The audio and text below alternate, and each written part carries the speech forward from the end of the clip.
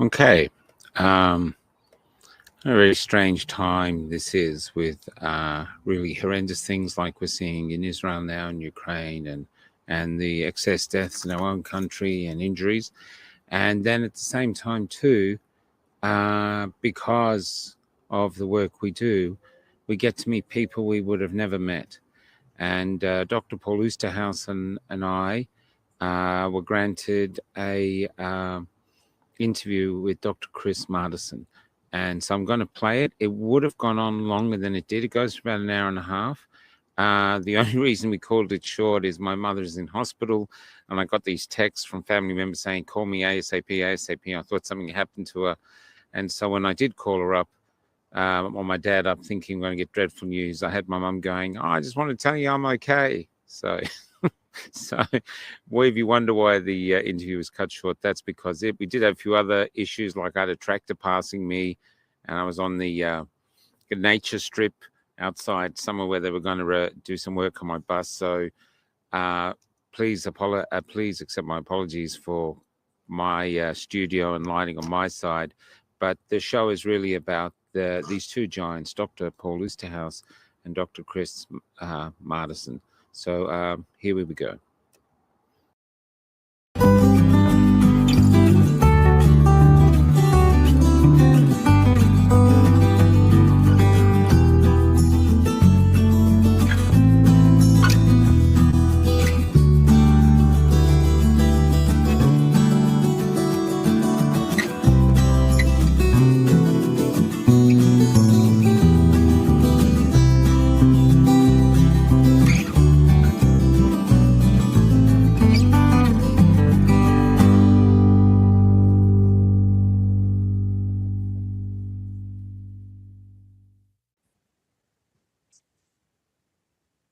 Hi, everybody. So I'm just pressing record. I'll be quiet for a while to let these two giants speak. And then if my Starlink kicks in, I'll join in. But it's amazing that you're here, Chris. It's incredible. I should call you doctor. I work with Dr. Paul on Monday nights. Dr. Paul is a giant in Australia when it comes to standing up against everything that's going on. So, but it's an honor to have you on. And I'm just going to sit back and let you two chat. Well, great. Well, thank you, Michael. Paul, we're Dr. Paul. Where should we start on this whole thing? We were just talking before the recording started that we just had our honey badger gathering, which is a yearly thing here up on my farm. And people come in from all over, and a couple came in from Sydney, and they had other reasons to be in the US, but they came to be part of this. It was a wonderful gathering, and in my conversations with them, they were self-reporting that it's still kind of lonely for people who think critically and openly in Australia, and maybe understand maybe what happened with the whole vaccine issue and all of that. So just that just wanted to let you know that's all I know at this point, besides what I read in the newspapers. But who can trust any of that? Right? No, don't trust any of it. I mean, Sydney's a funny case. I actually know more people around since COVID, from people in Victoria like Michael, because they were hammered so hard. They were living in Danistan, which is a totalitarian COVID state. And I was drawn to there. So I would be doing these trips down to join the marches and things. And the people in Sydney, I don't know what it is. They are less engaged. We are starting to get more freedom groups and better attendances. But maybe we just didn't suffer enough. Maybe we needed a proper tyrant like, I thought Brad Dan Andrews. Yeah. And now look, Dan has fallen on his sword. Jacinta Ahern has fallen on. They want us to memory hole the whole COVID thing, the last 3.5 years, and we refuse to let it be memory holed. Well, is it? What do you do with all the excess deaths? That's is the excess deaths still making any headway there? Headlines there, or it has popped up. I mean, there have been front page and newspaper recognitions but of course they never attributed to its real cause. That's where my 2 years ago on my Substack, I said,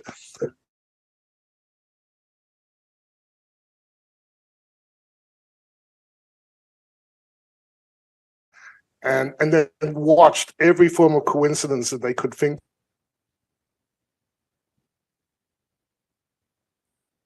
That's still going on, and I don't know that will change, but it is coming out. You know, the common knowledge game, as you put it, I think is one.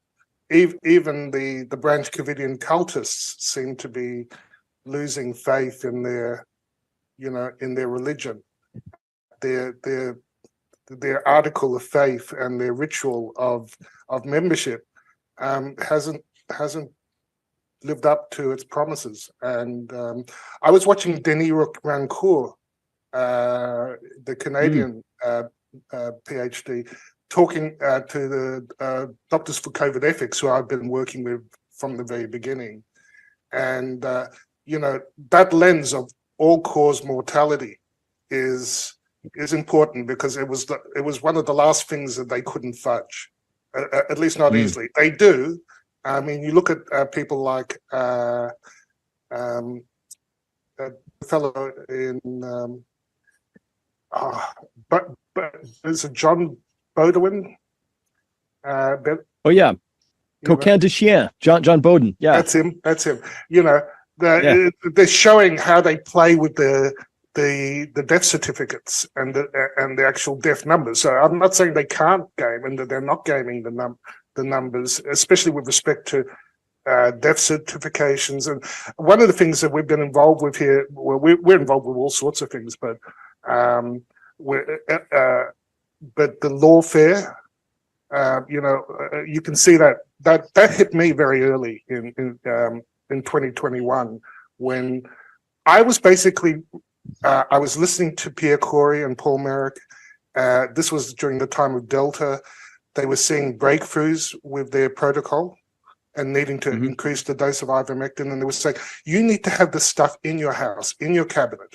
You need to take it straight away. And I realized early treatment was, not only that hydroxy worked, that quercetin worked, which is your blueberries that you mentioned in your alert in early 2020, along with zinc and vitamin D. I mean, everything you said was, actionable and useful. And maybe that's my hope for this interview, because one thing that's unique, I think, about your framing and what you've been doing is, you revealed the whole shit show in all its complexity, and yes, that has produced some anxiety in me over the years, but what I learned was, if I took a bit of action, whatever it was, let's buy a battery, let's put solar panels on the roof. Congrats on your solar panels coming. I've solar panels, batteries, rainwater tank, just buy some silver, just bit by bit over the years. And that's how I found that empowered me, both mentally and you reveal the whole shit show in wonderful framing, but I think what's unique about you is that you've got this optimism that somehow shines through everything, and the reason I want people to hear your framing is because it's so empowering. People they need to know what they can do. They can see the war going all now, literally the war going on all around them. But I feel we've been at war since early 2020. Yeah, Israel is a bit like Eurasia out of 1984. Now we're in war with Eurasia. You know what I mean? And it's so clear. The other question before we go there, Doctor, is can we just have some context? Where was there a moment in time where you suddenly went, okay, there's something odd going on here, because that we all looked at it from different perspectives. I was in the theatre world as a playwright, so I'm looking that way. Dr. Paul is right there in the thick of it, and he can see it where others around him aren't. where were you when, if you can remember, where you thought, okay, this doesn't make sense, and that you had to do something about it? Yeah. Well, Michael, good question. How far back am I allowed to rewind the clock? Because you're basically asking my origin story, and Yeah, and that's when right. did I get red pilled? Yeah, exactly, exactly. Yeah. So slow process. I like to say I'm a quick learner eventually. It took me forever to sort of catch on, but I've been doing this a long time. So my first wake up call was I'm fully ensconced in the matrix at this point in time, right? I'm vice president of a company. I've got a PhD, an MBA. I got a house on the water. I've got a boat with twin engines, the whole 9 yards, right? I'm like I'm like beyond my eyebrows sunk in this quicksand, right? Living the dream. And then somebody at one point said, Chris, you're a smart guy. Can you look at this for me? And they handed me a thing about building 7 on 9/11, right? And this is back in 2002, maybe. Yeah, a year after, maybe 2 years after. I forget. It's back there somewhere. And I said, yeah, sure. And I'm just totally ready to like tear this thing apart. And that was my first like scratchy record moment. Like, I'm like, I couldn't make sense of this, So I'm a curious guy. I started digging on that. And at the same time, of course, we had just come through like the stock market bubble of 2000, right? And I'd done everything I was supposed to. I'm a genius like everybody. I had this portfolio. I'm in all these .com turned .bomb companies.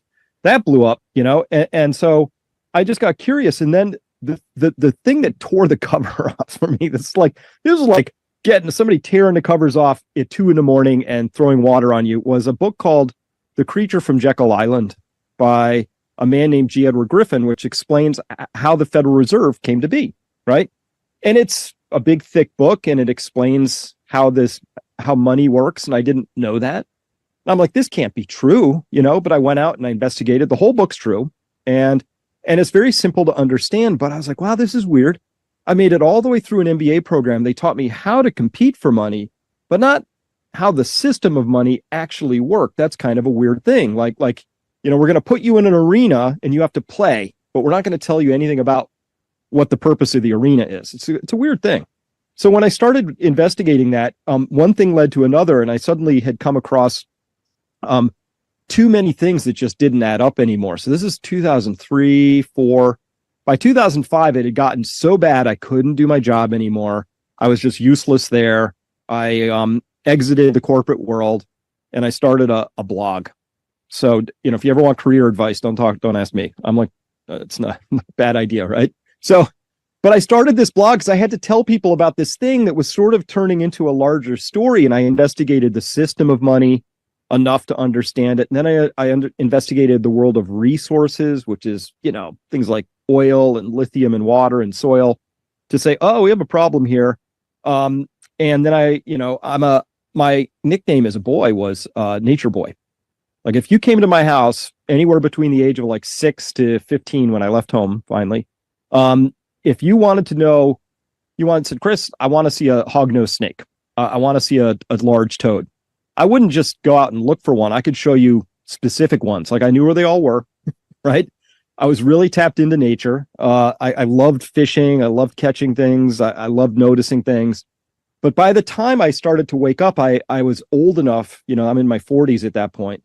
I realized the whole world had changed, right? Here was one of my wake up calls. It really said, I have to do something, When did I notice? Was 2002. 2005 was when I was like, geez, I have to do something about this. And this, in this case, was turtles.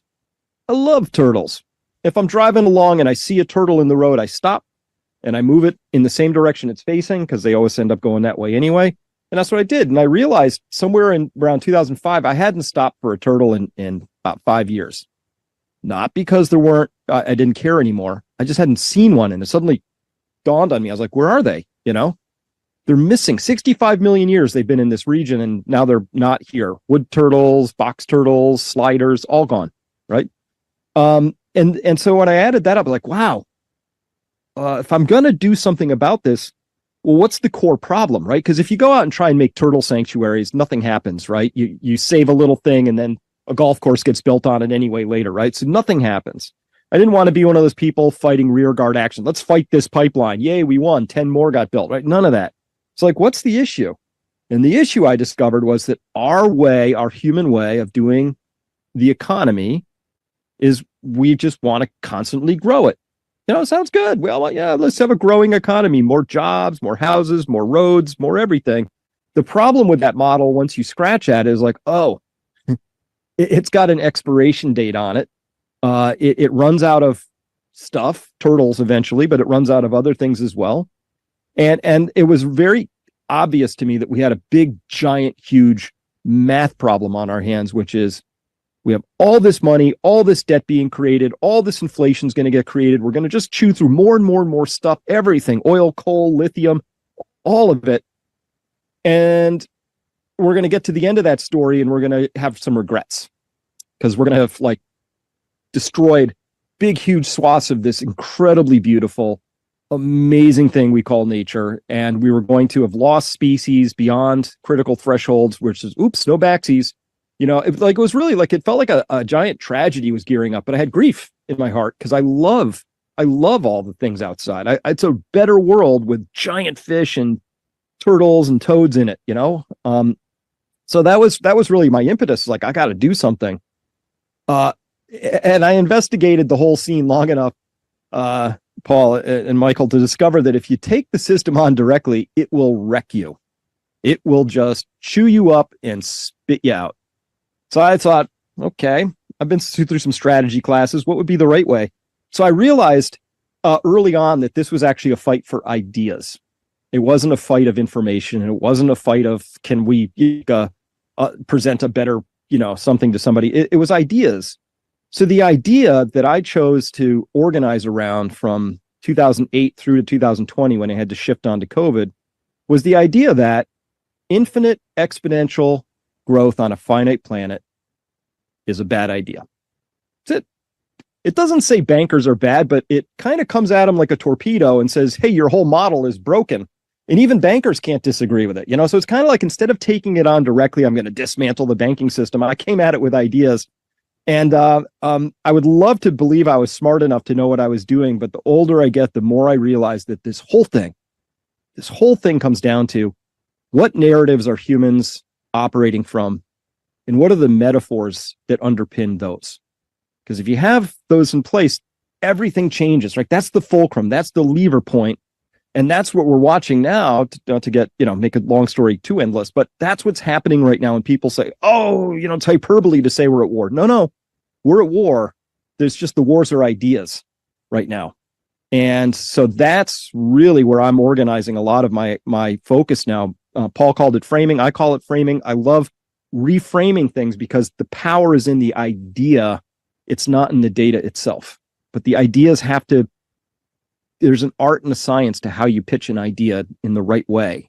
And so that's kind of what I'm focusing on at this point. Yes, and we're working on ideas too. We have novel ideas like informed consent is actually a law, and it is a right, and that it's being breached. That coercion shouldn't be part of our medical environment. That free speech is essential for the functioning of science and the democracy, and that we haven't had that.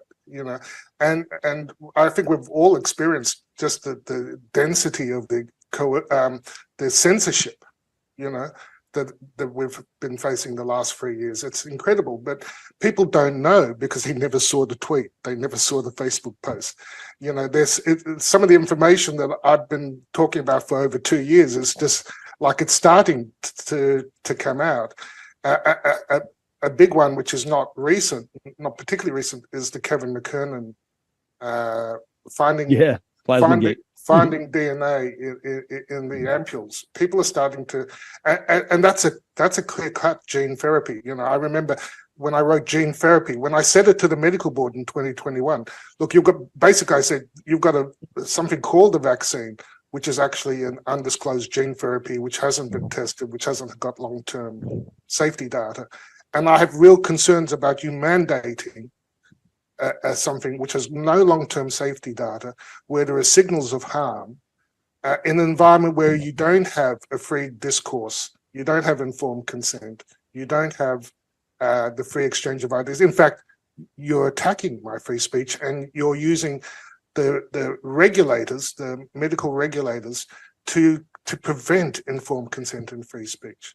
So I know we don't want to talk just about COVID, but that was the fall of the West in many ways for me. Like we've got two different worlds. We have the world pre-COVID and the world and so I saw myself acting like you. I saw it as a war already, but just not the sort of war that people imagined was coming. Everyone fought, you know. Can I just ask you, Dr. Chris, can I just ask you, just to clarify, so what I've seen, so I've been on the road for like 2 years since a massive gathering in Canberra where people came from all over Australia basically to defend humanity, to say we want freedom.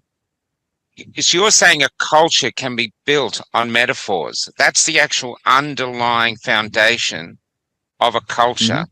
Mm-hmm. And what COVID has done is come along and disproved all those metaphors. So the Western world, or at least Canada, Australia, New Zealand, England, Ireland, have lost their identity, which means it's up for grabs now.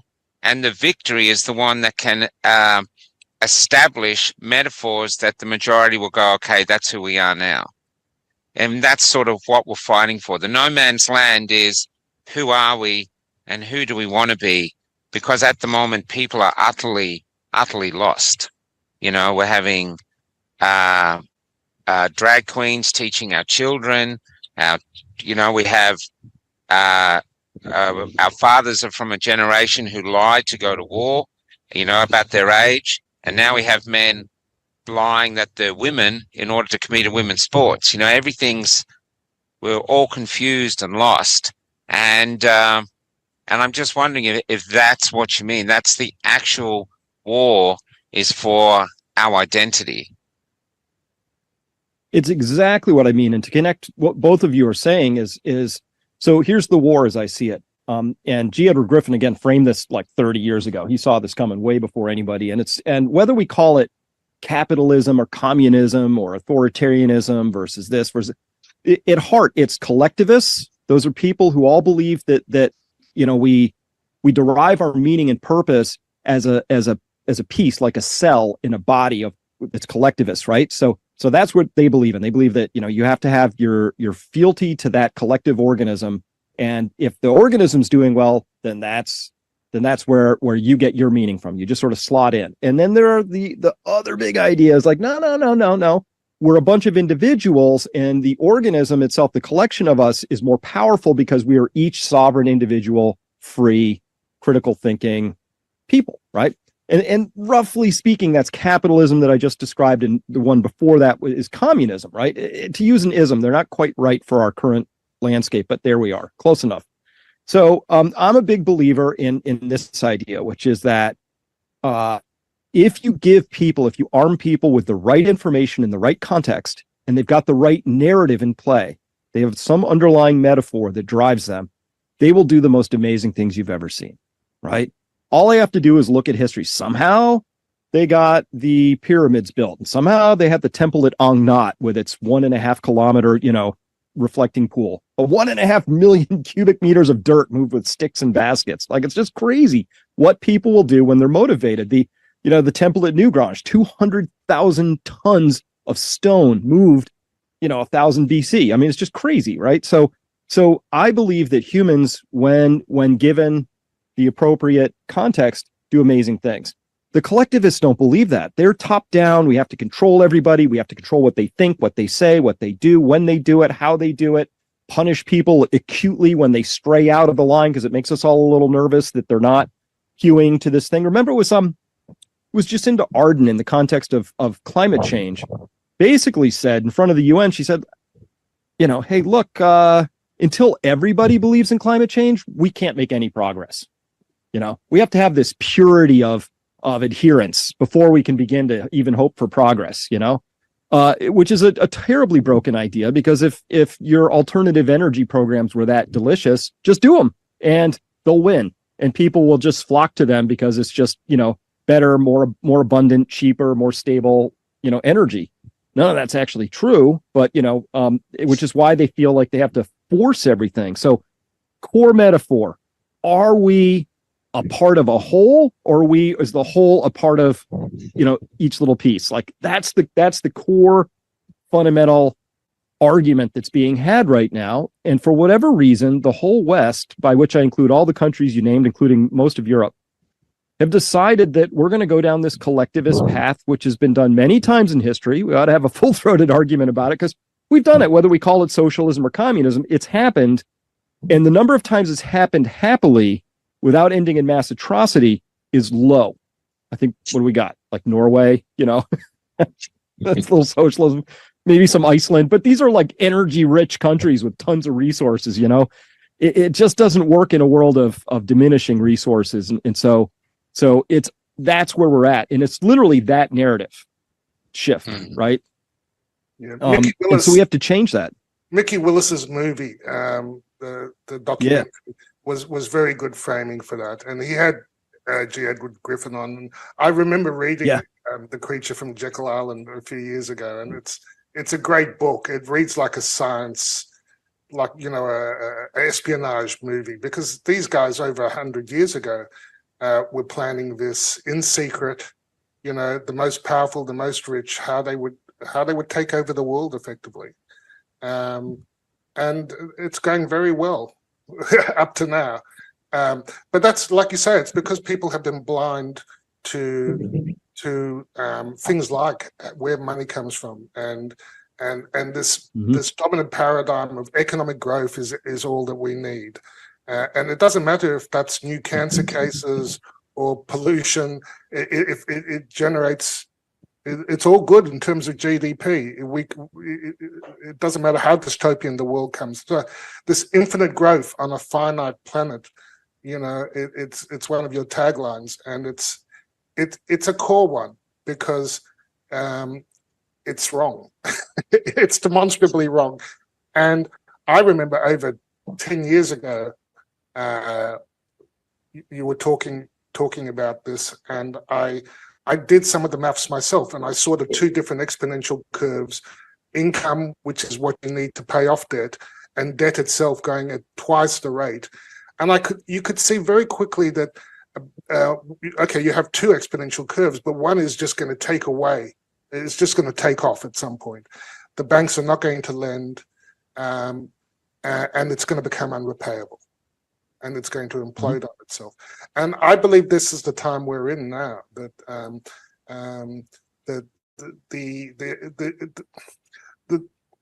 we've had our social contract torn apart, but where I could see it most clearly early on is in the money system. When I was born, the Aussie and the US dollar, the Aussie dollar was worth more than the US dollar when I was born, by the way. $1 was worth about a gram of gold, 1,000 milligrams. And now we're at 10. It's 19 milligrams. 10 milligrams, yeah. We've lost 99% of the value of what we still call a dollar. And we're still calling a dollar, treating it the same, but we're now struggling over the last percent of purchasing power. And I think things are going to get very, very, when you get close to asymptotes, like you bid on exponential growth, everything happens. It's so counterintuitive. If people understood exponential functions, it would make life, they would understand what's going on and how things are going to be moving very quickly now. And I certainly have a feeling we're in a time of quickening. Things are moving fast, and there are so many pieces, and we try to feel our way to what are the solution spaces. First of all, get the message out, because with the COVID thing, I thought, quite naively perhaps, but I thought all people need to know is the information. If they know that vitamin D can save grandma, Mhm. Give them vitamin D, give them some zinc, give them some zinc ionophore, your favorite zinc ionophore. You know my blessing. I've got to do the blessing now. In the name of the holy horse paste, the hydroxy, the vitamin D, the zinc, the quercetin, the zinc ionophores, which include the zithromycin and doxy, and the mysterious melatonin. I bless you all. You see, I'm not a doctor anymore. You're a guerrilla gardener. You're running the guerrilla gardening channel, and I'm now like the monk of early treatment, going around, speaking the good word, and that's how I got in trouble. That's how I got in trouble. I just wanted people to. I thought if they have access to the knowledge, they can make the right. Simply, and I think it's probably true writ large for all the problems. If we understand it, what's going on, we know how to individually do the things we need to do to be resilient. And I know that they've stolen that word from the freedom movement. They call the concentration camps resilience centers in Australia.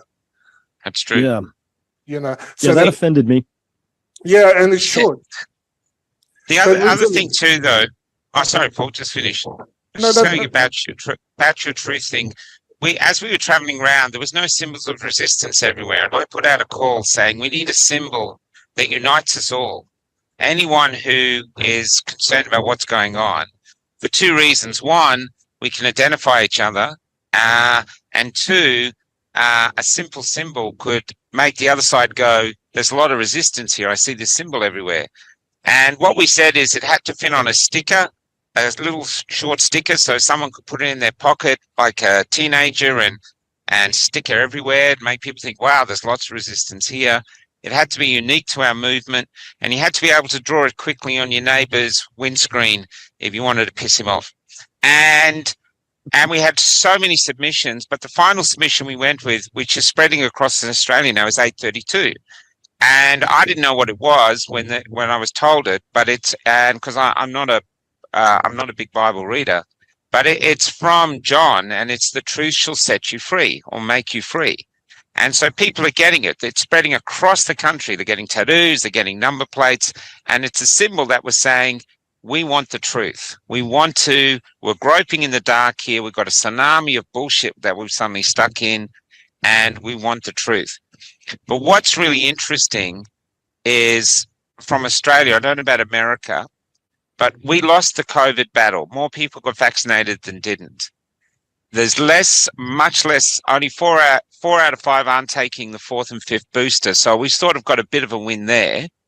But we've won the science battle because of people like yourself, people like Dr. Paul, all these other great giants that are coming out with the truth. We won the science battle. And which should mean we've got the truth, but the people don't want the truth. And I think herein lies the problem where you're talking about the metaphors of identity. I think the real problem we're facing is that they don't want the truth. And what do they want? And why don't they want the truth? Does a responsibility come with it? Are we dealing with old tribal stuff where in these troubled times, the great leader like Dan Andrews has said, we're going this way, and you don't question the leader, because if you do, you're going to have to tackle the lions and tigers by yourself. I think the real problem lies not with the Klaus Schwabs or Big Pharma or this, but with our brothers and sisters that throughout history, through silent compliance, allowed the USSR to get established, allowed China to get established. And the shining light in all this history is America. You guys created the USA. And I know you got all your flaws and stuff like this, but at one point in history, you guys said, no, we're having a free society. We're having a proper democracy.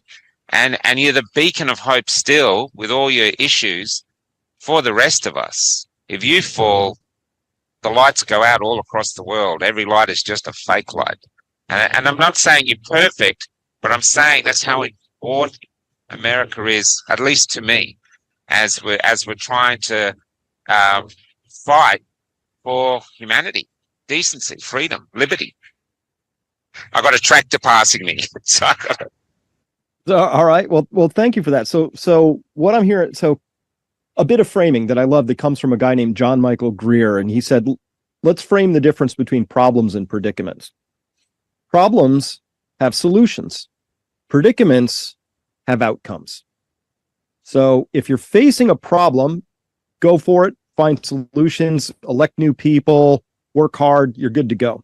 But if you try and find solutions to predicaments, well, you're just going to waste your time and not much is going to happen. So we have to know where we're facing predicaments in this story. And we got many of them. So back to what Paul was saying, we collectively, the West, this includes Australia, especially Canada, United States, et cetera. We've been running a situation where our money system has been compounding its debts at roughly twice the rate of the underlying income, which itself is a fiction because some of that is because we spent money. It's kind of like if you earned 100,000 and I earned 100,000, we would have each $100,000 economy. But if next year I still earn 100,000, but you borrowed 100,000 and bought a new motorhome, right? You would have your economy would be twice as big as mine, right? Because of all the extra borrowing and spending. So we've been running this fiction for a long time that we can just keep pulling from the future, which is our children's and grandchildren's futures, right? We've just been borrowing from the future. We know there's hell to pay at some point. And so we need to have that truth, because the most important thing that Paul said is that our social contracts are shredding. COVID shredded that, the medical contract, right? The ethics, all sorts of social contracts got shredded. But the number one social contract we have with each other is our system of money, because it allows me to not know who you are and still have trust, because, you know, your money and my money, we can exchange it and it works, right? But when you have people above you who are debasing that, ruining that, you know, this is why when we were fighting the Revolutionary War over here in the United States, what did Britain do? Well, they started counterfeiting our money, our paper money, because we decided to go for a little while with paper money. It's just easier. It's wartime, right? So they started counterfeiting it and they crashed the value of the currency, because everybody knows that if you really want to wreck a country, you wreck its money. That's the ultimate, you know, shot that takes them down, right? Today, Venezuela, we can see this happening in a variety of places. When your money breaks, everything breaks. So that's what's kind of at risk here. And young people have to know this, because already the money is breaking, right? And they like to break it slow enough that they hope nobody notices the frog boiling in the water. But eventually it gets a little faster. And we're in one of those quickening moments where now people all over the place are going, wow, I can't afford this. You know, you see all these people on TikTok, young kids going, I can't afford rent. I can't afford a house. I'll never get started. I have to delay a family. I can't even, like, my money runs out by the 15th of the month. Whatever the story is, our money system is being broken. And the people who are in charge of it, whose job it is not to break it, aren't being honest with us about that. And they aren't giving us the truth. So we should be 832ing all of this stuff, because, you know, people want to know. And I've found that, you know, not everybody, to be fair, but more and more people have woken up in this past year than in the last 20 that I've sort of been doing whatever this work is. Yeah. So I'm very encouraged by that, and also discouraged that, you know what, not everybody's going to wake up. But one of the things that I followed even before COVID is because we've been talking about these truths for quite a while, and you thought, if you just give them the right data, if you give them this is the flaw. At some point, it was clear that it wasn't data sensitive, whatever this delusion or psychosis was. You had to reach them in the heart. You know, like for you were reaching the heart when you were talking about your love of the turtles and the insect disappearance and stuff like that. It's that's what really motivates. You know, it's not money.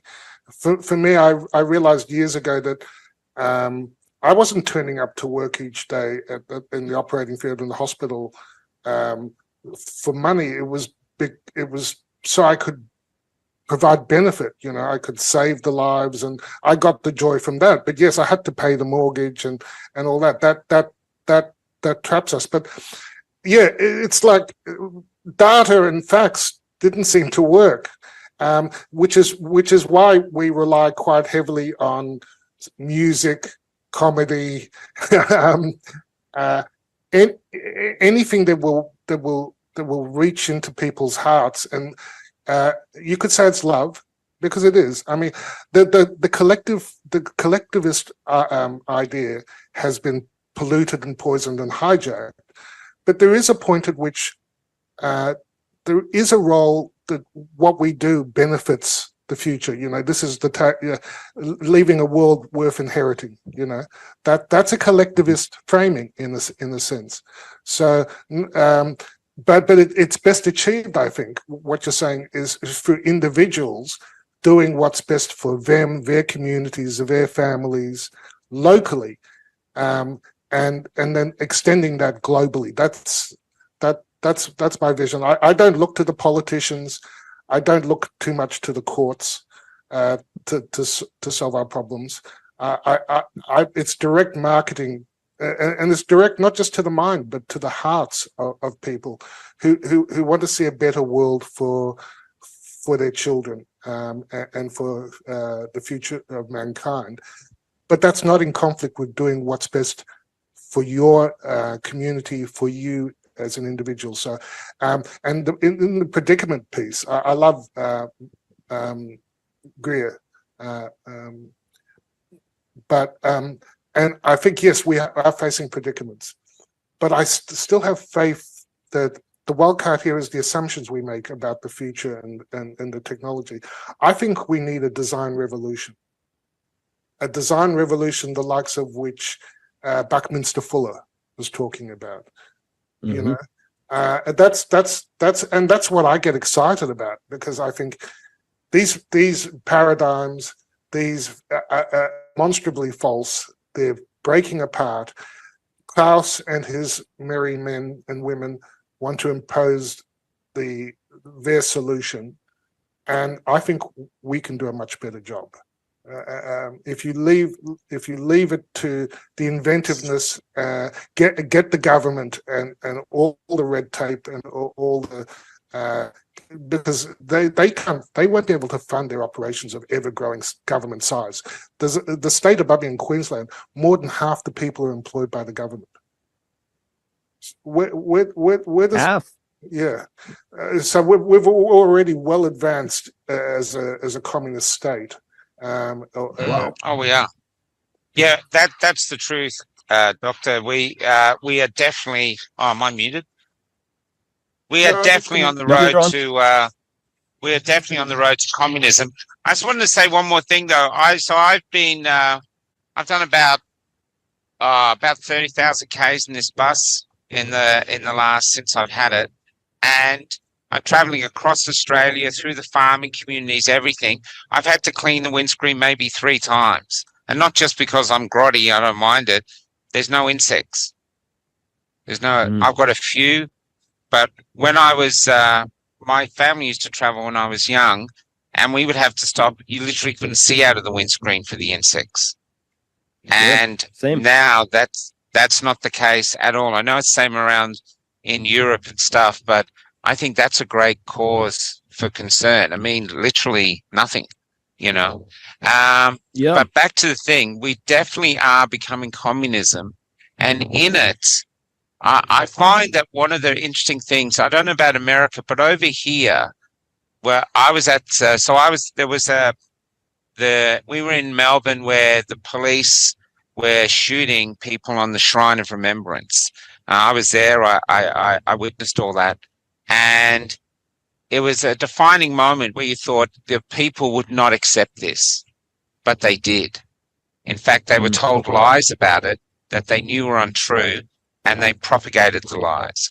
We had another thing with this older lady in her 70s who was wearing the Australian flag like a cape, and she was pushed over. One police officer pepper sprayed her, another one pepper sprayed her, and then the rest just walked past and left her. It was utterly unacceptable. It was something that couldn't happen in the Australian media. And we thought that would change everything. It didn't. 2 days later, the police come out with the lie, an absolute lie, that it was a man dressed up. And everyone bought it. And they didn't buy it because they thought it was true. They bought it because they wanted to be on the side of the police in a way that was still acceptable to them. So they're quite comfortable with the hypocrisy and the lies. And the default now in Australia is silence. So with us, the Cafe Lockdown, we defend free speech by recording the voice of anybody who wants to speak freely, unedited. So if you look back in time, not everybody was compliant. There were people all over the country who were willing to stand up, and that's what we're finding. But it's a small percentage. And for some reason now, we have our community selling liberty and freedom, and we have the government selling tyranny. And the good majority of Australians are leaning towards tyranny. And I wonder if you go back in history, like you said about Norway, was there any time anywhere in history, I haven't been able to find it, where tyranny started to rise to set up a totalitarian system, where it was stopped in its tracks by a movement that actually had the courage to stop it? I haven't heard of it. I wonder if you have, and how they did it. Well, no, I haven't. But let's, if we could. So there's an organizing framework here. I mean, the stuff with the police is certainly very aggravating. It's infuriating, and it's trust me, I can get all worked up about that. But the police are the lowest layer of management in this corporation. Okay, they're there fundamentally to form a line between the capital owners and the riffraff, right? You know, that's sort of like their duty, and they do it well. What I was astonished by, to just widen the lens a tiny bit, was how there was no daylight in the COVID response, the tyranny response, the tyrannical messaging, the methods across literally almost all of Europe, with Sweden as a lone holdout, right? Israel, and New Zealand, Canada, all of North America, forget that, everybody did it. So the power of this really astonished me. And this kind of came into focus for me when I read that paper by Tanaka et al., which showed that virtually every one of the variants was lab created and released, right? So all of a sudden, at a higher level, we're running. This is a much bigger program. This isn't just, Australia and its leadership went a little bats for a while, and so did New Zealand, and so did Canada. There's some human carrier wave of weirdness, and we all just bought into it. This was, I think we have to face up to the idea that there's a program running, right? And now we're all groping in the dark because, we have some names, Klaus Schwab. I don't even know if we know who the names are, but let's take it at face value. One of these organizing principles is, well, the WEF, they came out and they said they would like to do these certain things so they could get a great reset. And there's some things they would like to see. And they've been very upfront about it. They have PowerPoints and a website. They've told us, you'll own nothing. You'll be happy. Western values will be tested to the breaking point. You will not eat meat. You will eat insects grown in a factory somewhere, not live ones from outside, because there aren't any of those, right? On and on. So like where do you fall, like as you grasp around? I mean, we're all groping in the dark here, but do you have a sense of, like, is this an organic thing that just happened because we can understand it just looking through the prism of Australian history? Or do you have a sense that there's some outside force that's involved here too? There's an outside force, definitely. I think they have a very strong vision, and their vision, the end justifies the means. So I think some people are in on it, a small percentage, like, say, our Premier Dan Andrews or our ex-Premier, and they're committed to it, and sort of a Marxist destruction of the West. I think the rest are debt slaves. They've got so much debt with houses and cars and kids in good schools that they literally already feel that they're not free, and that COVID was just another shackle they put on with all their other shackles. I find is the people like Dr. Paul, who was on a great, he was earning a great wage, he was doing a brilliant job. I would never have met him, because it was just a status thing. It was never have met. But instead, once they leave that to fight for something greater, there's a great purpose fills their souls. So they lose everything they thought would matter. And the fact is, it doesn't matter. You know what I mean? In fact, there's great purpose being offered by the freedom movement. What I think we're lacking, though, is a vision that our people go, okay, that's where we're going. That's where we're heading.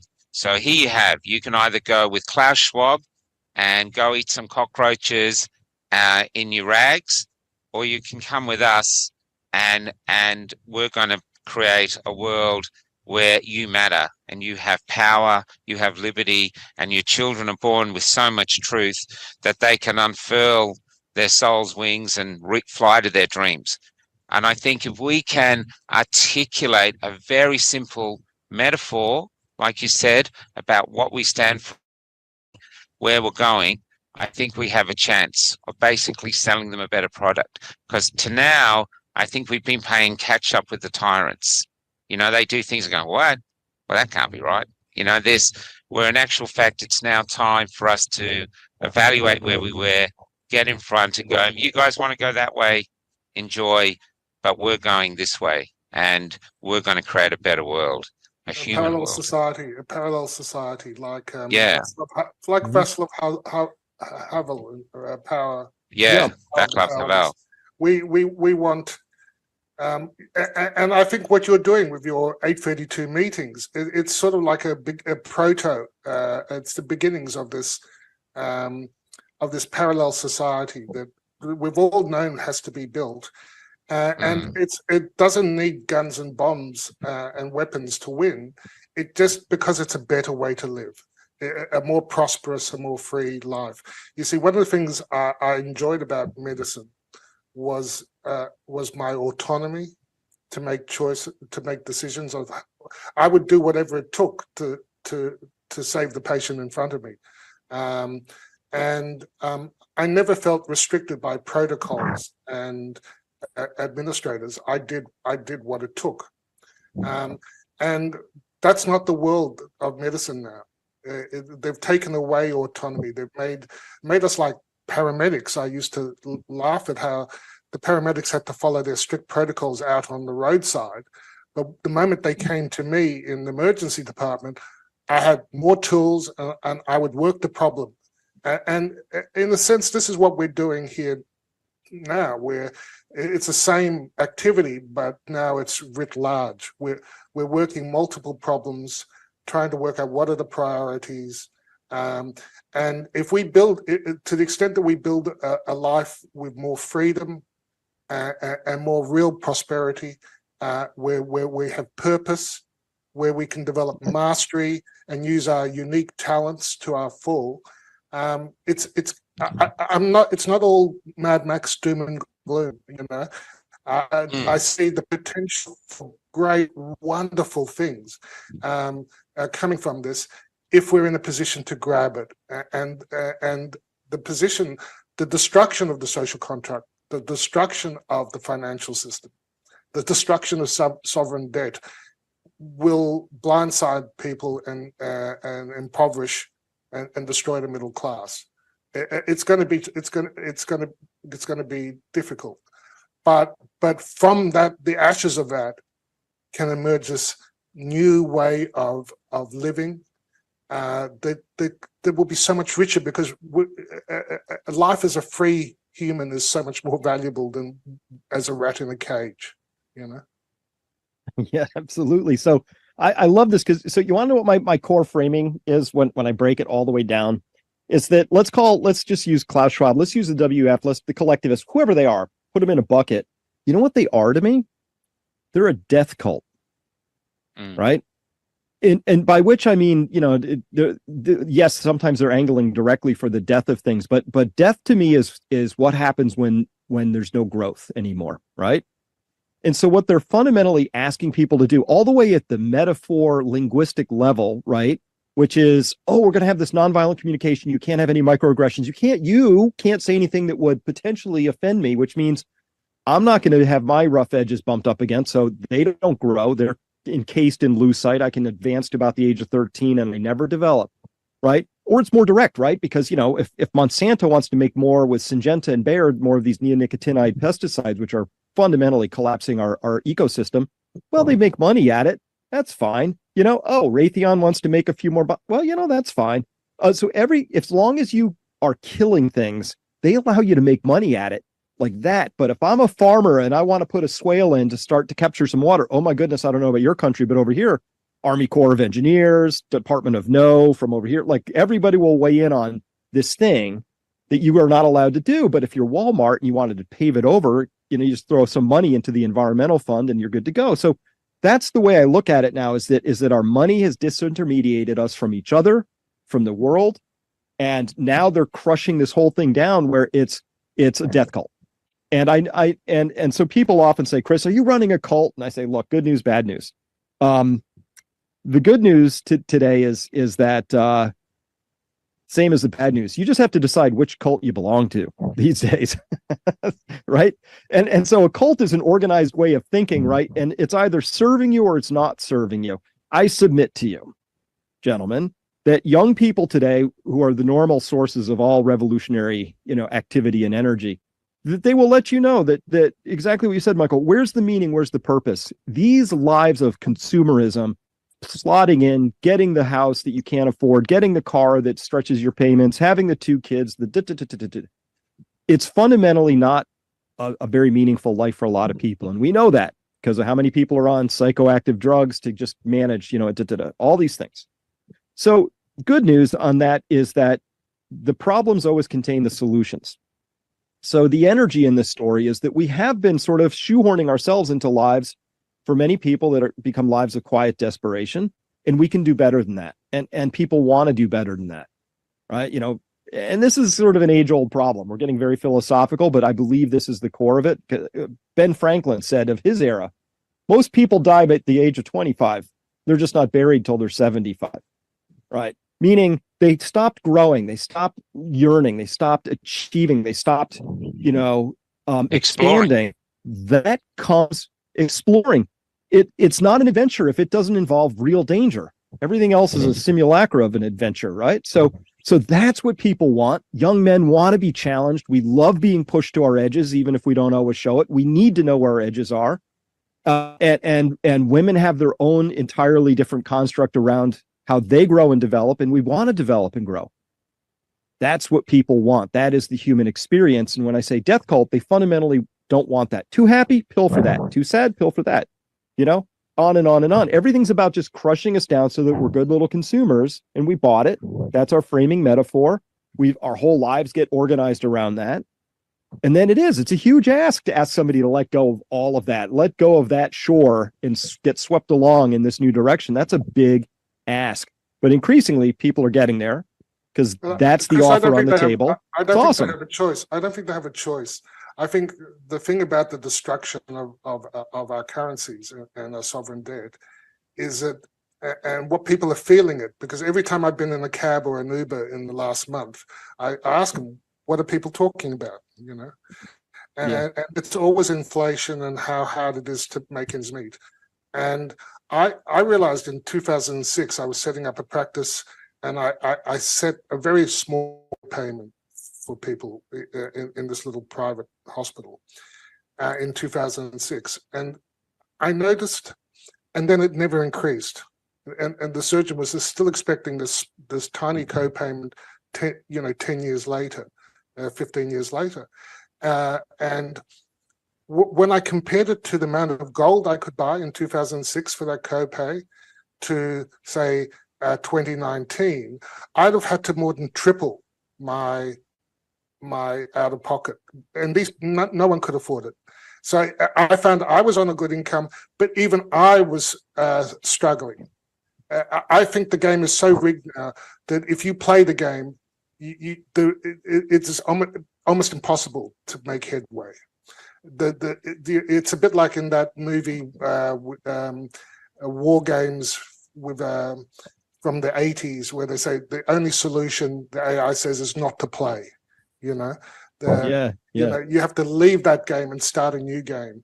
And I think and in a sense, you have done that, and you're living it, you're manifesting it. You've got honey badger, you've got real wealth, as in you've got land and food growing on it, and energy and water, and that's the real wealth, and community, and nourishing the spirit. These are all things that make life meaningful, and that's what we're trying to build here. It's not, people are still caught in the old game, and it breaks my heart because they can't. It's like they're walking on one of those moving walkways where it's going against them. It's gone from advancing you to your destination to you have to walk ever faster and faster just to stay in the same place, just not to go backwards. And I think people will, just because if to the extent that's true and people are seeing it, they call it the cost of living and inflation. But I think that will drive people to these new ways of living. I think too, Doctor, when you said about philosophy, I do believe the facts aren't working anymore. The facts are like squash balls bouncing off their heads. But I think philosophy is what we have to talk about. Philosophy started the hippie movement in a period where, you know, it was the 1950s versus the hippies, and people still wear hippie paraphernalia, the clothes and stuff. That's the profound effect it had. But when you come to talking about a cult, because we get attacked with that a lot, I've been saying to people, the way to identify a cult is, can you ask questions? If you can't ask questions, you're in a cult. If you can ask questions, you're not in a cult. And that's the evidence that we're not in a cult. But I do believe what you're saying, like when you said about the pyramids, people were motivated by the pyramids. We've always told it was built by slaves, but it was built with such perfection. Those slaves still had a pride in their work. I actually think if it really was built by men, that they were working together for some greater cause, and they were motivated to make it as best they could. And I think you're right. I think this is, if they've done it all through history, we have to do it. We have to somehow motivate men to realize you are not a powerless serf that's come here just to disappear in the crowd and vanish without any recognition that you're even here. You're a person of great significance, and people who are not even born yet will not even maybe know your name, but they could be born in a free, better society because of the great sacrifices you made in your time. And that offers your soul great worth. You might not have the money, you might not have the big flashy car, but you know you can walk into whatever's waiting for us after this life with your head held high, that you fought the great fight for what is good about humanity. And that's where I think you're so spot on about getting the metaphors right. And it's like a marketing war. COVID-19 was marketing genius. It was basically the Pearl Harbor of attack on the world, but from a vaccine perspective. But monkeypox, when they tried it again, we meaned it out of existence. We won back with our own marketing. And you see it now, the marketing. And that's why the other great thing about Australia now to do with that is they're getting ready we won't be able to post this in a few months. They're getting ready to silence us on the net. The only things that can actually go on social media or anything now will be government approved things. So we're not going to be able to survive like this. So if we do a recording like this on Zoom, it'll probably be handed around on small USBs and spread throughout the community. So we're looking for ways to get past it. But that's where we are. That's the world where we're in. Our leaders now have basically convinced themselves that the right thing to do is to silence anyone in the community that disagrees with them. It's horrific. Well, that's how you know ideology. It's a cult, because yeah, right, they're not allowing anybody to ask the questions. Like if you really have an honest and well thought through point of view, you welcome challenges, you welcome questions, because you can always get things a little bit sharper. You can always learn a little bit more, right? But yeah, no, they're trying to shut it all down because they're afraid of the question. So when it gets down to this, I ended all of my talks during COVID with, we'll plant a garden, but there was this tagline I threw out there, which was, it didn't have to be this way. And the reason I did that is because it invites a question, right? Immediately, if I say it didn't have to be this way, you're like, well, which way should it have been, right? And I studied cults enough to understand that the way you go about deprogramming somebody from a cult is that you do not put a bag over their head and waterboard them in the desert till they, think better. You have to allow the internal inconsistency of that cult to rattle around in their own head. And the way you do that is you ask the question that can't be answered, right? Hey, why are we burning all these young girls for being witches, right? Eventually, like, people just don't have a good answer for that one, right? Or you say, hey, you took a vow of poverty and and celibacy. Why is the guru driving off in a Rolls Royce with your girlfriend? You ask the question that just can't be answered, and the COVIDians, the COVID people, they have nothing logical. It's a complete mess. It's a total hot mess, right? Hey, you have to get your 6-month-olds on up vaccinated for this thing, which they have a 99.997% chance of surviving, no, we can't talk about the risks, and you can't ask any of that stuff. And no, you can't talk about early treatments. No, you can't ask questions. Like, they're getting really inconsistent, but your vaccine lack of uptake for boosters 4 and 5, or whatever the numbers are now, that shows that already they've lost control of the narrative. So you know how they operate when they start to, when the guru of the COVID or whatever the cult is starts to lose control, they double down, they triple down, right? They are going to become more aggressive and authoritarian, and people have to understand what's at stake here, right? And I'm just in charge of my own little region of my country, and you got yours, but we're both facing the same battle, which is, I'm dead. Do not fight this now. And it feels awkward and uncomfortable, and I might lose my YouTube channel, and I'll face some stuff, or might lose my job, whatever. But those are small compared to what's going to happen when my children are drafted into a resource war to go die on some sandy shore somewhere, or, my entire currency system collapses, and, the billionaires have all skated away with, off to their islands, whatever it is. We face, like, this could get really dark. And the only way it doesn't end in mass atrocities, according to history, is we have to veer this off. We have to get this going in a different direction. And so what do? Education. People need context. They need the data, but we have to frame it really elegantly and really well. We have to understand and study what we're up against, because they're very good at what they do. And they use comprehensive saturation level fear programming.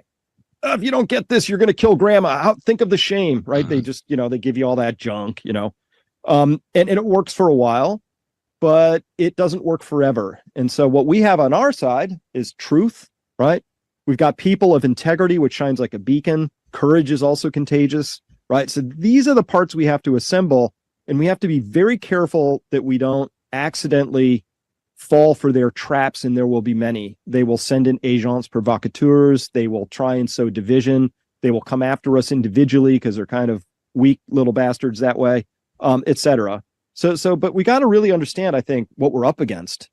COVID hopefully revealed that for enough people that we have critical mass to go, oh, this is really big. And it's more than COVID, right? COVID just, I think, exposed it and maybe accelerated a bit, but it didn't create what you're seeing. COVID didn't create Dan Andrews. He was already there. Yeah, that's correct. That's correct. Already in place. Yeah, when they came after me, Chris, in 2021, I believe I was the first doctor in Australia to be suspended for talking about the FLCCC message. But I didn't. I felt it was such a great honor. I didn't see it so much as an attack. My framing was, I'm going to have some fun here, because I believe they were wrong. I believe that they were doing something that was evil, and I saw it as my job to put it on the public record, to get it out there, so that they couldn't turn around, as I knew they would in a year or two or three's time, and say, we didn't know. We didn't know.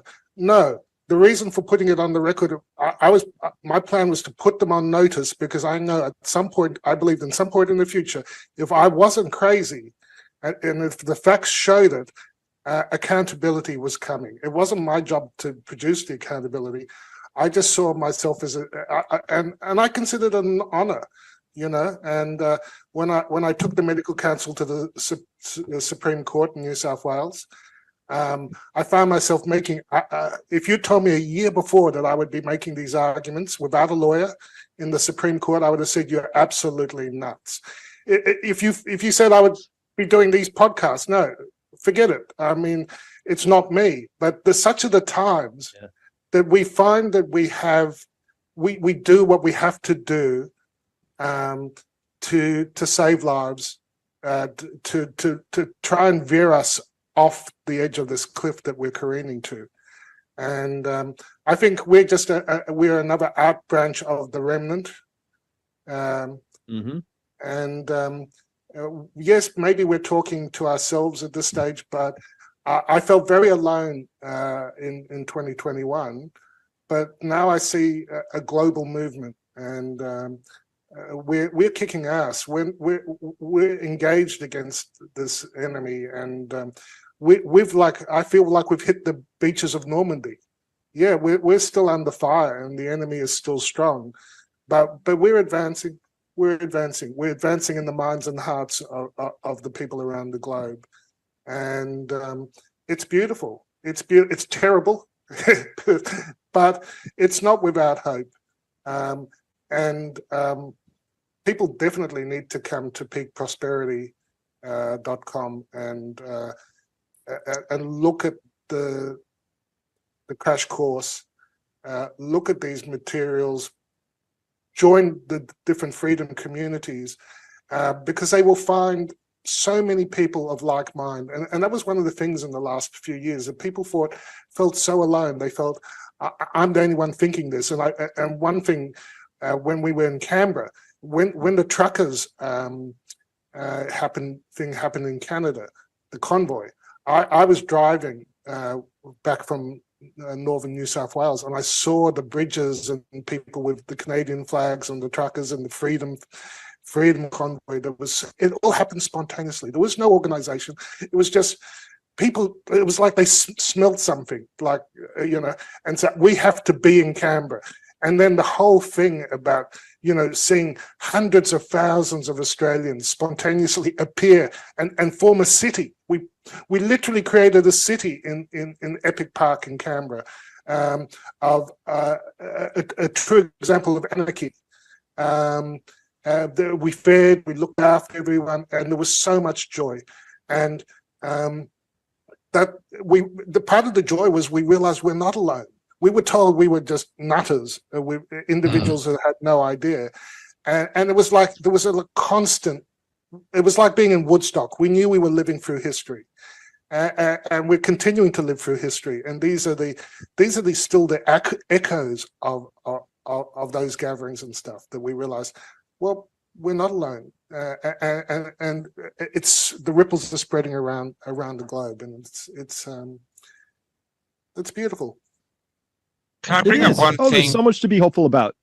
If I just one thing, one Doctor. second. Oh, you go ahead. Yeah. Well, I was just going gonna to say, say, in the hope column, I'll carry on then. In the hope column, like again, with no organizing, Bud Light got crushed as a brand here in the United States, right? With no organizing, Disney movies are flopping badly as they run them through their woke committees of awfulness, right? With no advertising, right?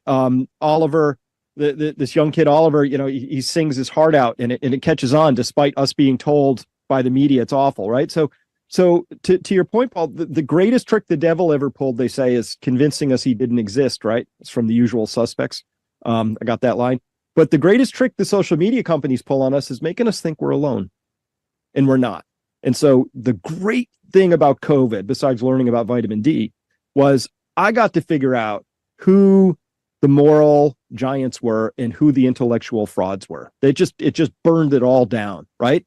And by the way, as I say waggishly, COVID killed a lot of my heroes, just none of them died from the disease, Yeah, that's a great comment. Oh my God, me too. Wow, what a comment. Yeah. What a comment. What happened to Noam Chomsky? Oh my gosh, right? I thought the guy really was on something. I read a bunch of his books. Arnie, screw your freedom. Screw your freedom. Can I bring up one thing though, just about myths? Yeah. Just about myths. Yeah. And these are only things I've discovered on the road. There's two things. There's a big thing about freedom. The freedom movement over here is saying we shouldn't use the word freedom. It's compromised. And I'm sort of going, well, we're a freedom movement. We're not going to use it. Who's going to use it? And I think freedom of speech is more than a right. It's a weapon. It's a weapon to stave off this darkness that's coming. That's why they want to disarm us. But the other thing I've discovered, and I could be wrong, But I think there's freedoms that can be enshrined, which is like freedom of choice and freedom of speech, and they can be enshrined in a constitution. And what we do is we can offer our children, say, if you exploit those two freedoms to their utmost, they give birth to a third freedom which can't be enshrined, and that's the freedom to discover who you are and bring the best version of you to the community, and then we all benefit by your presence. You are an absolute individual, and these two freedoms are the parents of you discovering yourself. And to me, offering that gift to the next generation and generations that I'll never meet is an ideal worth dying for. And I think this is like getting men up, not only say, especially aimed at men. We're in a time now where it's not finding something worth not complying for or not fighting for, but seriously, you're prepared to put everything on the line because it's worth more than me. And it doesn't mean about the accolades or anything or shrines or anything. It's just I did what was right for the human spirit, and the human spirit's yet to come. And that's why I think America is so important, because it looked like you were going to fall, but at some point now, it's with Oliver Anthony and this, it's like, no, you guys are still strong. You fought for your freedom once. You know what it is. I know we're over here. It's just mass compliance at the moment. It's a bigger fight over here. So yeah.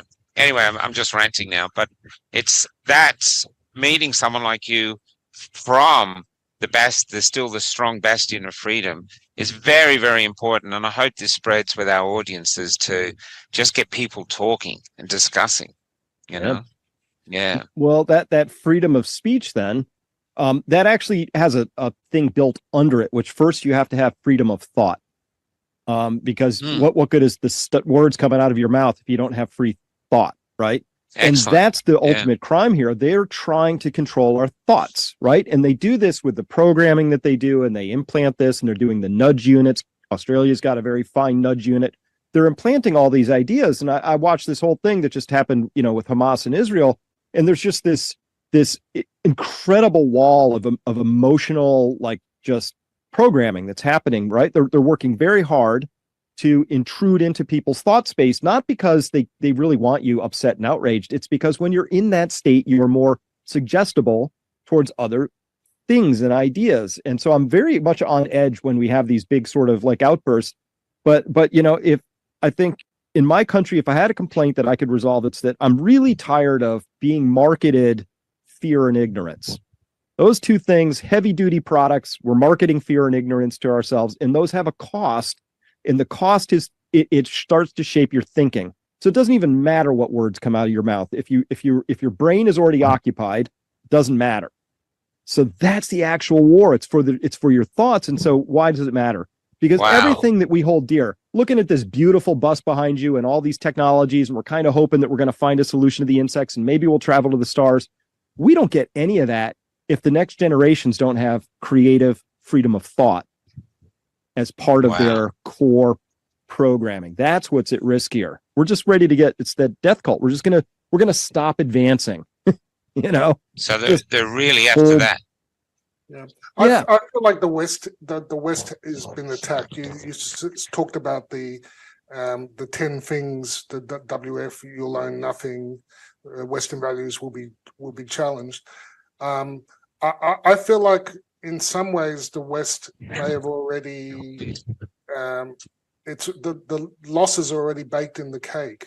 We're being run by evil clowns who are going to crash the whole show, and they appear to have that in mind, and it's going to make life tough for all of us. But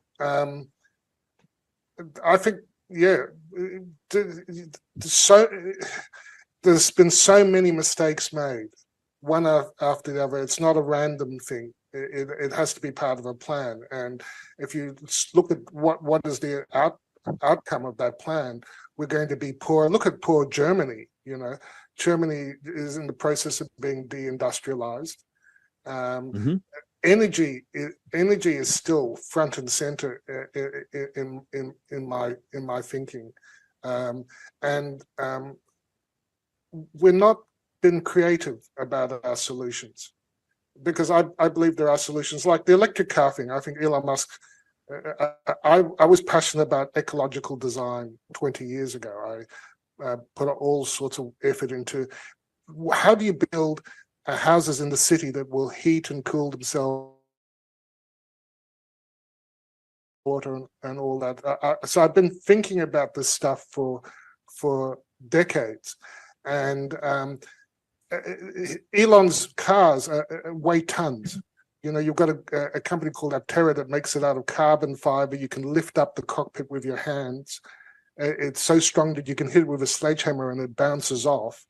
And because it's so light, you can actually put solar panels. You can actually put you can actually put solar panels on it. I don't know how to stop. There you go. You can put solar panels on it, and it will give you 30 miles of range per day just from the sun. You don't even have to plug this car in. You can get 1,000 kilometers range, much smaller batteries. You can plug it into a normal power outlet, all that. So this is what I mean by design. We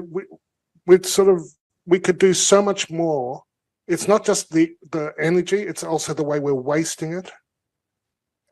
It's the lack of understanding of basic physics, that if you're driving around, you're moving just your X kilos with a couple of tons of metal, that you're going to have to use a whole lot more resources. But none of these solutions can emerge in this heavily regulated, straitjacketed mindset.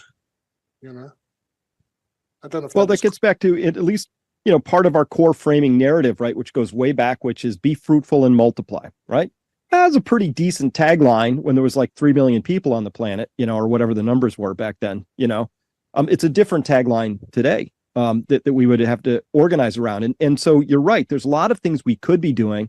By the way, I see China doing a lot of them because they have a very different approach to this, and they get it, and they actually have very competent people in positions of power. They don't really do career politicians. To get to that level, you usually have a PhD in something, right? They have a lot of engineers and scientists, you know, in charge of key things like their energy policy and stuff like that. So they're busy making thorium reactors, and, you know, they understand what they need to do. And if you go to Beijing, you will see every flavor of those electric cars. We make Teslas are like these muscle cars. They're very sexy to drive in. Have you been in one? They're amazing, right?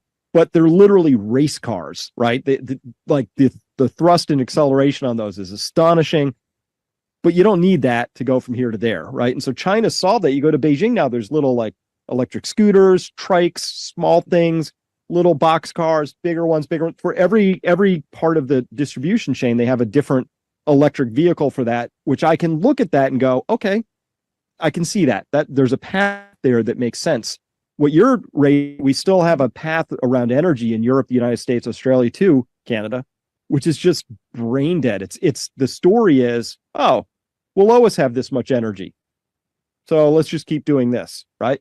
When we could do simple things if we had a different narrative, right? You know, here's my dream. My dream is in 10 years, you wake up and there's the equivalent of sports radio where you got all these guys and they're just going at it, every statistic for whatever football or soccer or cricket, whatever they're doing, right?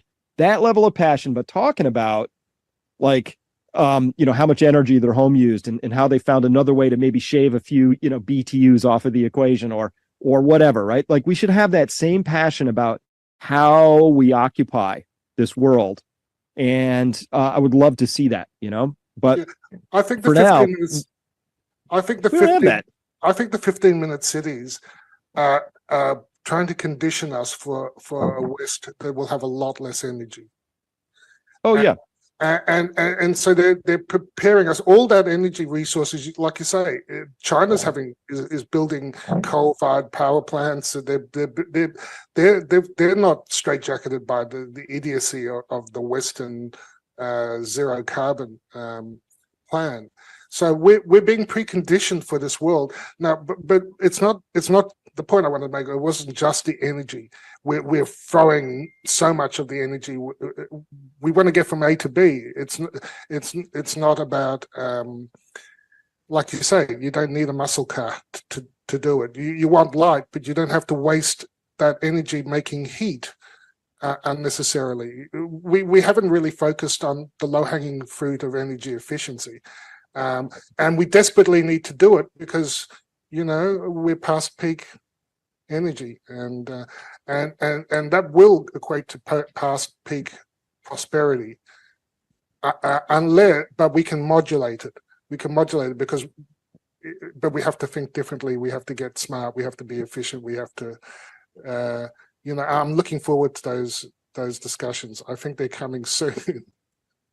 Well, I hope so. But part of the reason that I, this is in my home studio, but right out there is my cows and my chickens and my garden and, all that stuff that's going on here, because I don't think we're going to make that adjustment until we have to, right? As Churchill waggishly said about Americans, oh, you can always count on them to do the right thing after they've exhausted all the other options. And the problem with that is that, to Paul's point, like we're past we're going to have so much less energy. I'm really worried that we'll fight this next big world war because, Taiwan, whatever, and we're going to blow some stuff up.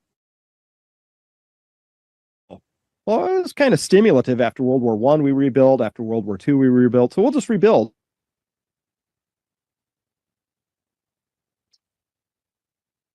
Are you frozen, Paul?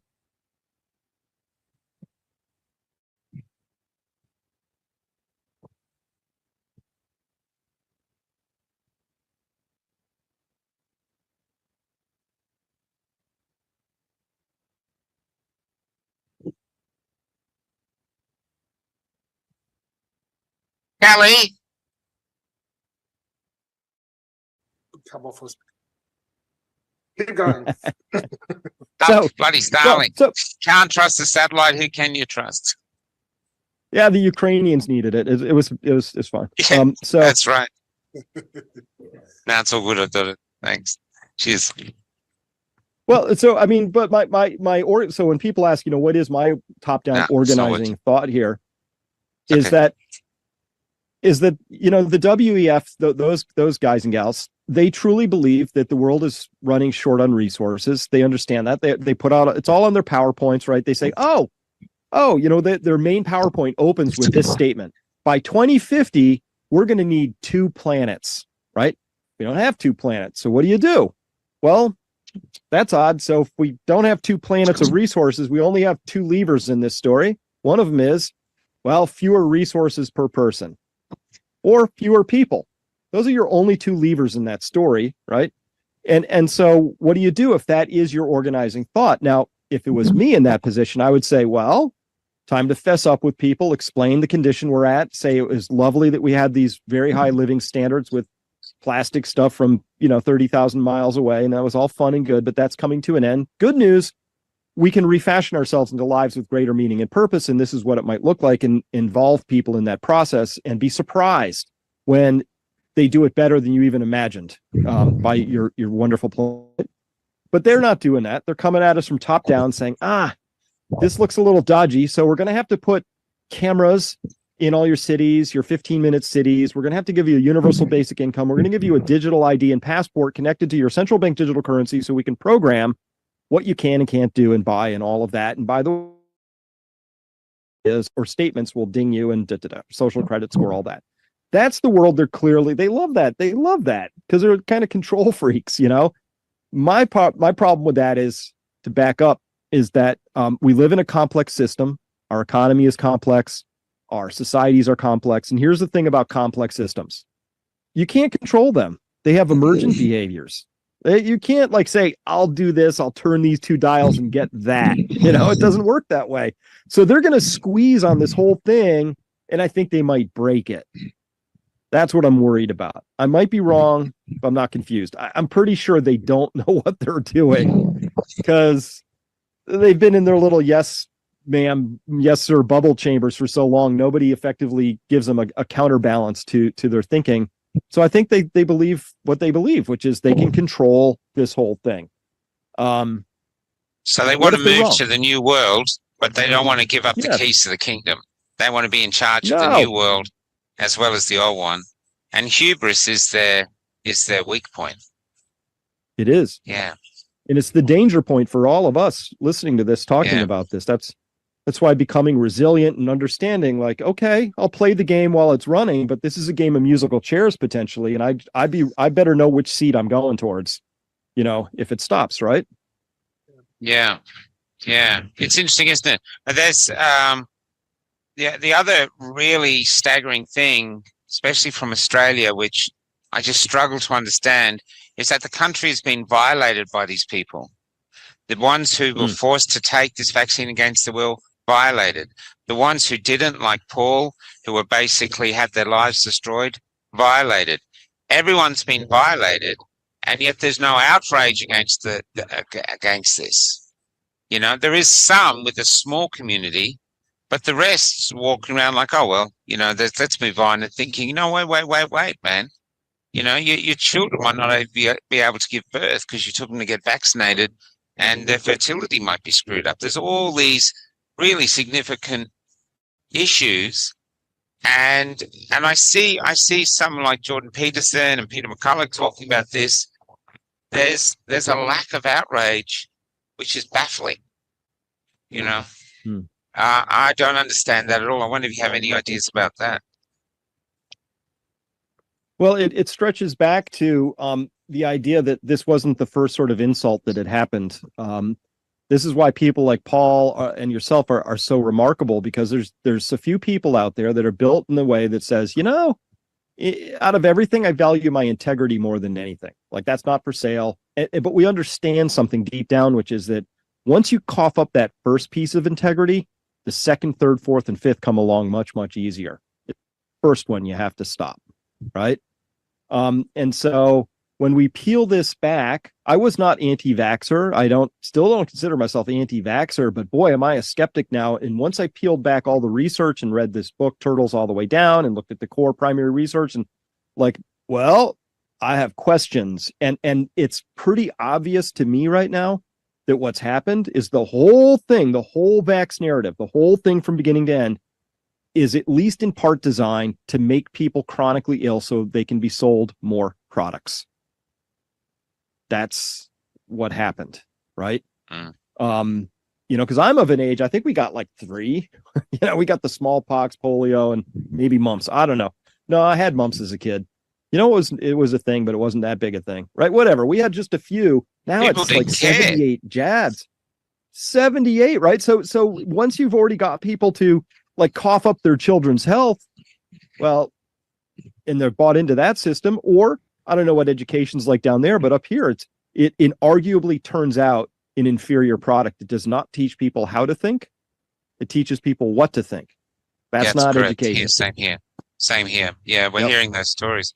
I'm going to have to go, and I hate to wrap this up because it's a fantastic conversation, and it's been great having you on. So we really welcome your time, but I'm going to have to end this now. I think my mum's ill. So thanks for coming on. Oh, that's life. But thanks for coming on. And maybe we could get back to this again, because Paul is just like, he's your number one fan. I'm pretty sure his room is just covered in pictures of you. You and Gert van der Bosch. She's like poster boys. Well, thank you both. And yes, Paul is very familiar with my work, I could tell. So it's wonderful. It's wonderful to make connection with you both. So be well, and I hope your mom's well. And we'll do this again sometime. I'd love to do that. Yeah, I think we both would. Thank you so much. And thank you so much for a lot of food for thought. It's really good as we move forward. Some of the things you suggest are amazing. So thank you so much. Well, you're the playwright. We're counting on you, right? Metaphors. Yeah. Give us the new story, buddy. I think it's 8:32. 8:32, Chris. Just going to see. Yeah, 8:32. That's what we've been saying. So just and